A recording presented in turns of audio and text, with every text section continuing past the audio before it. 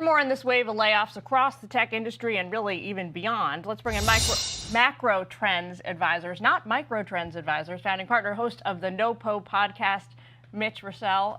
Sorry for botching that, Mitch. But we all know where you are and what you do, and we appreciate you being on with us this afternoon.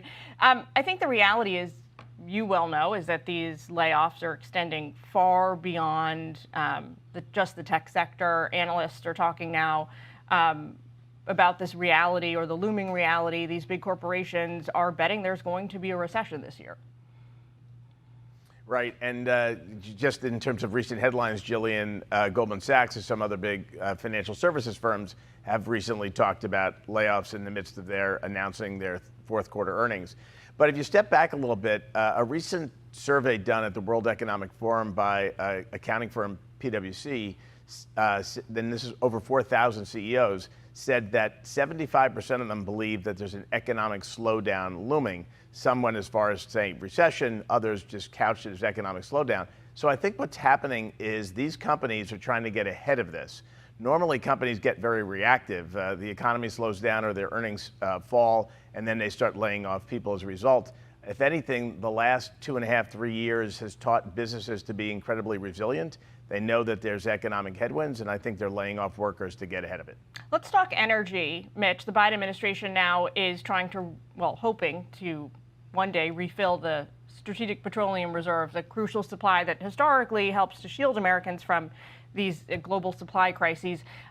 According to energy experts now, though, and the Department of Energy itself, President Biden withdrew 220 million barrels back in 2022. He left it at a 39-year low.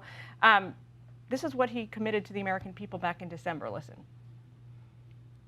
Today, I'm announcing a plan to refill the Strategic Petroleum Oil Reserve in the years ahead at a profit for taxpayers.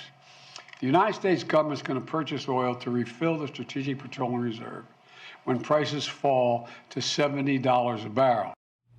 So we're a long way off from that $70 a barrel goal. WTI is trading at $79 a barrel right now. I don't know if we have this full screen from the Department of Energy, Mitch, but they just said this. They say DOE will only select bids for resupplying oil that is at a price that is a good deal for taxpayers. They then announced they are not moving forward with the plan to start repurchases in February. That's a pretty big blow to the Biden plan. Right, so we're not filling the strategic, emphasis on the word strategic, petroleum reserve, because we would do so potentially at a loss. And the break-even point or the profit point is $70 a barrel, and we're far from that. The actual profit was when we sold the barrels from the reserve, they were probably bought at about $40 a barrel by the previous administration.